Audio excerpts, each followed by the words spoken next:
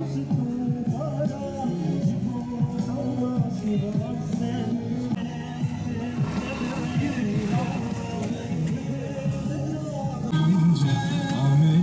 sokaklarında işkenceler.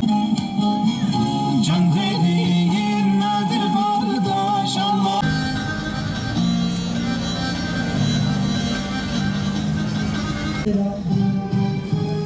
O güzel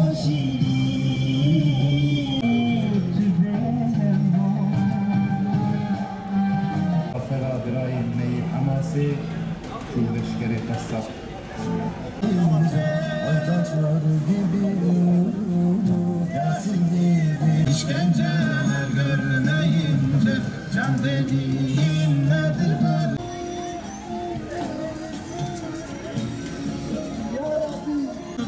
Allah için veremeyince nasıl azaplar verip çürümeyince tabutlar yıkılır.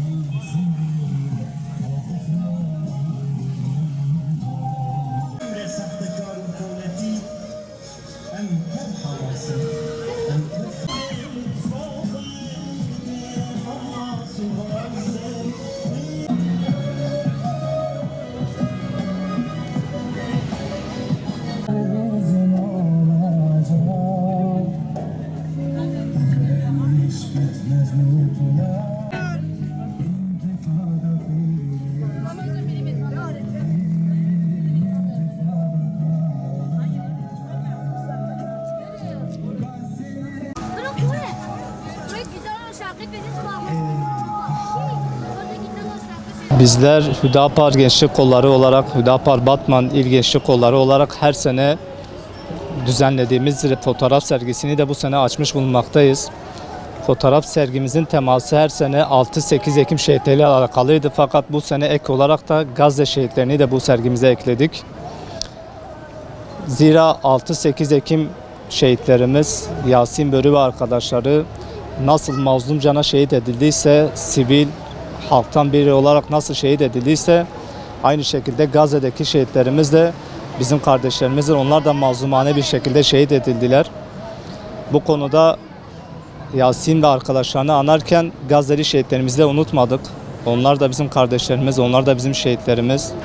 Bize göre Kürdistan'daki şehitlerle Gazze'deki şehitlerin hiçbir farkı yok. Aynı şekilde bugün Lübnan'da da şehit vermekteyiz. Lübnanlı kardeşlerimiz de günbegün şehit olmakta. Bu konuda gençlik kolları olarak, Hüdapar gençlik kolları olarak daima mazlumun yanında, zalimin karşısında olduğumuzu göstermek için böyle bir stand taş resim fotoğraf sergisi açtık. Bu fotoğraf sergisiyle amacımız şehitlerimizi anmak ve hatırlatmaktı. Hem halkımıza hem gençliğimize bu şehitlerimizi göstermek, anmak ve hatırlatmaktır. Maşallah sergimize yoğun bir ilgi var. Yoğun bir şekilde halkımız teveccüh gösteriyor. Fotoğraflar geziliyor, duygulu anlar yaşanıyor. Emeği geçen tüm arkadaşlarımıza burada teşekkür ediyoruz tekrardan.